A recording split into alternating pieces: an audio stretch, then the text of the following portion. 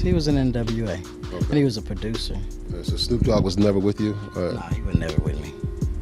Okay. I noticed you're very short on those two those two names. You have very little to say. I can talk about them all day. I mean, I make money from Dre and Snoop, so it don't matter. That's how I was with Eazy-E, nigga. I loved Eazy-E. Right as a kid. But I never could be friends with Eazy-E when I got with Dr. Dre. I could never say, damn, Eazy, you a bad motherfucker. What you call your shit is hard. I always had to be like, that. Where we from, Compton and Long Beach, they don't get along with each other. See, like people in Compton really don't, claim Dre as being from Compton, and they don't claim Snoop from being from Long Beach. If you're a real hip-hop head, then you know the tension between the late Eazy-E and Snoop Dogg ran deep. But did you know that Eazy allegedly warned other rappers about Snoop before he passed? Fast forward to now, and fans are saying Eazy was right all along. Snoop has been moving very shady over the years, from the East Coast-West Coast drama, his rumored jealousy of Tupac, his strange loyalty to Diddy, and then more recently, performing for Trump after dissing him back in 2017, and also starring in that bizarre ad with Tom Brady. I mean, the hypocrisy is off the charts. Have you seen this new advert attempting to tackle anti-Semitism? I hate you because we're from different neighborhoods. I hate you because you look different. I hate you because I don't understand you. I hate you because people I know hate you. I hate you because I think you hate me. Because I need someone to blame. Because you talk different. Because you act different. Because you're just different. Man, I hate that things are so bad that we have to do a commercial about it. Me too. The ad was funded by the Foundation to Combat Anti-Semitism, an organisation who claim their mission is to educate and empower people to stand up against Jewish hate and all hates. But critics have pointed out that the FCAS has a history of equating criticism of Israel and Zionism with anti-Semitism, and that this is yet another example of Israeli propaganda. But this isn't even scratching the surface of all the shady things Snoop has done for a check. So buckle up and let's break down Eazy-E's last warning about Snoop. Dre stays right around the corner from me, but when he sees me, he ducks his head because he's scared to face me. Why? Why? Because he's screwed up. People out there know how he really was. Next month, it will be 30 years since hip-hop lost a real one, Eazy-E, an undeniable pioneer of gangster rap and a major force in shaping the culture as a member of the legendary NWA. Born and raised in Compton, Eazy-E co-founded Ruthless Records with Jerry Heller, dropping some of the most influential tracks in hip-hop history. But behind the scenes, things got messy. See, Heller wasn't exactly loved by the rest of the group, and Eazy's loyalty to him caused some serious tension. That frustration eventually led to Ice Cube leaving in 1989 to drop his solo classic, America's Most Wanted. And 2 years later, Dr. Dre bounced, linking up with Suge Knight and Michael Harry O'Harris to form Death Row Records. So when Dre linked up with Suge Knight to build Death Row, he wasn't just making business moves. He was setting up a direct rival to everything NWA had built. Death Row came in with that heavy, raw, street-focused energy and quickly became a serious threat to NWA's legacy. But it wasn't just about the competition.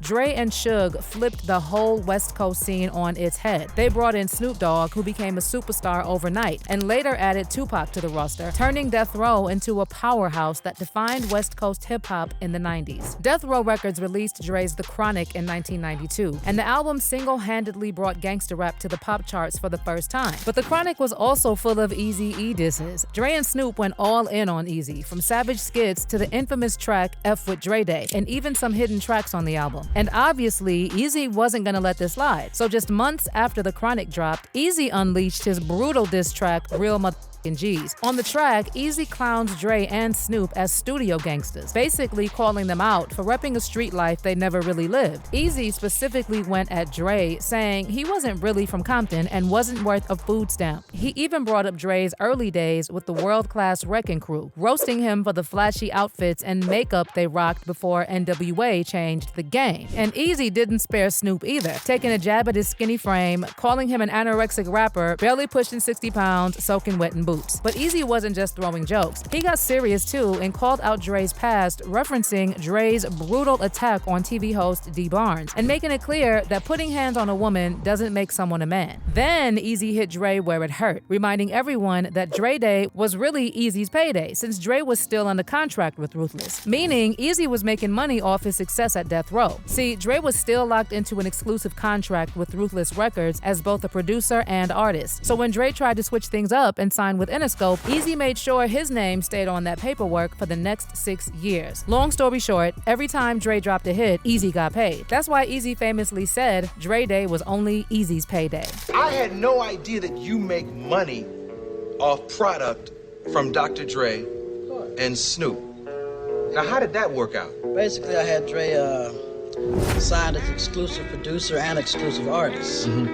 So when Dre tried to make his deal over at Interscope, you know, I was included for the next 6 years. So you can say all you want to say. Basically, you can diss me all you want, but I'm gonna get paid. That's why I say Dre Day is only Eazy's payday, and that's real.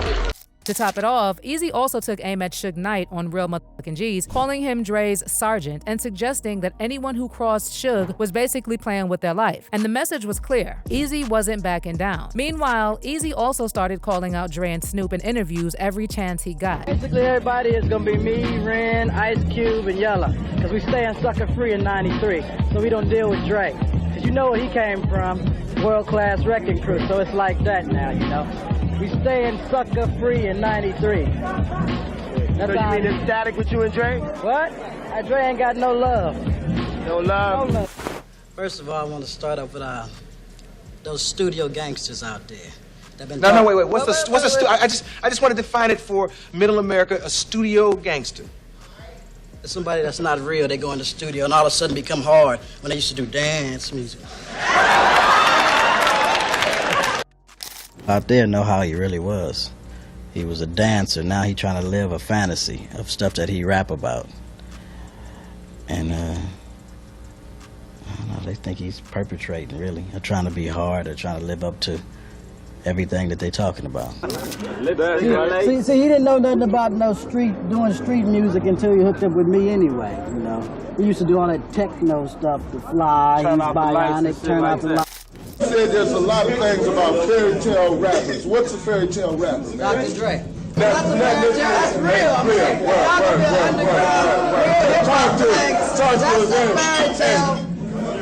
Now, as for Dre, he reportedly accused Eazy of teaming up with Jerry Heller to cheat the rest of NWA out of their money. But it later came out that Jerry was allegedly playing Eazy too, and pulling some shady moves behind his back. See, before Eazy's passing in '95, he cut ties with Heller after realizing the betrayal. And apparently, Eazy confided in close friends that Jerry had been skimming off the top for years. Ruthless rapper BJ Knockout even told Hip Hop DX that Eazy found records showing millions missing from the label, allegedly stolen by Heller himself. And then another ruthless artist, Toger, claimed Eazy always blamed Jerry for causing the fallout with Cube and Dre, saying Heller's manipulative tactics were what really tore NWA apart from the inside. But when it comes to Snoop, Eazy wasn't so understanding, and he apparently always thought of Snoop as a snake. Now, some folks in the industry later said that the tension was really just about label politics, Ruthless versus Death Row, rather than a personal beef between Eazy-E and Snoop. But others claimed that Eazy had a bad feeling about Snoop and was telling people in his circle that Snoop couldn't be trusted. Now, fast forward to now, and fans are again calling out Snoop Dogg's hypocrisy and saying Eazy-E was right all along when he warned folks not to trust Snoop. To start off, there's been a lot of speculation that Snoop was secretly jealous of Tupac's rise on Death Row. Before Pac joined the label, Snoop was the golden boy. He was the star after Doggy Style dropped in '93. But when Pac came in with his charisma, storytelling, and street energy, he completely took over. Suddenly, Death Row was all about Tupac, and Snoop was in the background. Now here's where it gets shady. Some folks even believe that Snoop knew about the hit on Pac and didn't warn him. Snoop was around some major players who had deep industry and street connections, and yet instead of standing by Pac's side, he distanced himself right before his death. So according to Warren G, he convinced Snoop to stay in LA instead of going to Vegas with Tupac and Suge on the night Pac was shot in '96. Warren said Snoop was originally planning to hit up Vegas for the Mike Tyson versus Bruce Seldon fight on September 7th, 1996, the same night Tupac was ambushed. But at the last minute, Warren talked him into staying in LA instead. Warren also recalled that while he and Snoop were kicking it in his spot in LA, someone alerted Snoop on his Nextel walkie-talkie that Tupac was shot. He came to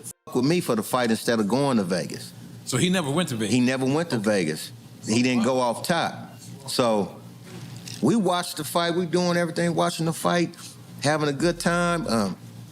We was hanging out, you know, some females and shit around.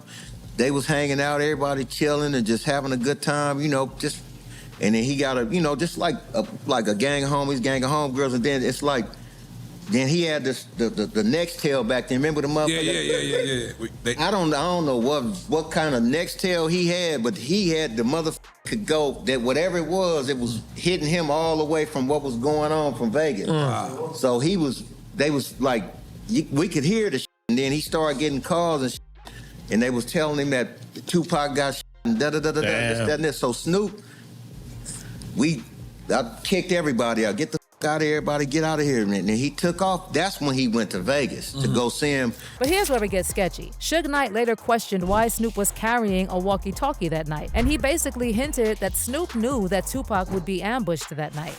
Only way you have a radio if you was at the fight with us and you had a security detail. Now, not having a security detail,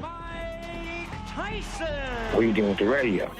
But Suge didn't stop there. He also pointed out that Snoop and former Death Row artist Daz Dillinger were on a track with Tupac's alleged killer, DeAndre Smith. And he also claimed that Snoop warned Daz not to go to Vegas on the night of September 7th, 1996. And then Suge dropped another bombshell, claiming that Snoop lied about getting kicked out of the hospital when he supposedly went to visit Tupac after the shooting. While Warren G said Snoop told him he was heading to see Pac, according to Suge, Snoop never actually showed up to the hospital. Not once. On top of that, as soon as Pac was gone and Suge got locked up, Snoop didn't waste a second declaring his loyalty to Diddy. Snoop even went on the Steve Harvey show with Diddy just months after Tupac died to talk about squashing the East Coast-West Coast beef. And obviously, the timing was super shady. You know, I know all about this East Coast-West Coast rivalry thing here, but we in Chicago now. This rivalry stuff, we gotta stop it, man. We stop that, we stop a lot of this violence. Now, whether y'all like it or not, y'all role models, and your music affect a lot of people. And you need to start considering yourself examples to these young people. If either one of you wants to use Steve Hightower's music and sample it, then I want to see a little East Coast, West Coast love up in here. Yo, Steve, check this, man. All that East Coast, West Coast stuff is a bunch of media hype. It's been my dog from day one, you know what I'm saying? It's all good between me and him. That's my peoples. For real, that's what we came in for. We came in to light it up and ride it up. We make music for everybody. And then what also got fans looking at Snoop sideways is that whole situation with Eminem and Diddy. See, right after Eminem threw shots at Diddy, suddenly Snoop starts acting funny, downplaying M's spot in hip-hop. When M dropped that bar on Kill Shot about Diddy being involved in Pac's murder, Snoop suddenly came out saying that Eminem isn't even in his top 10 list of rappers. He has probably put Eminem in a position where he could be labeled as one of the top 10 rappers ever. I don't think so. But the game feels like he's top 10 lyricists and all that comes with it. But that's just because he's with Dr. Dre, and Dr. Dre helped him find the best Eminem that he could find. But it doesn't end there. Fast forward to now, and Snoop's hypocrisy has reached new levels. Remember how back in 2017, Snoop publicly called out artists who were rumored to perform at Trump's inauguration, calling them Uncle Toms? So ain't nobody gonna perform for Donald Trump, huh? Which one of you jigaboo ass gonna be the first one to do it? I'm waiting. I'm gonna roast the out one of you Uncle Tom ass for doing it. Which one of you gonna do it first? Eazy the one that performs for himself. And he didn't stop there. Snoop also dropped a music video where he literally pretended to assassinate a Trump lookalike. Now, it ain't no fun when the rabbit got the gun, huh?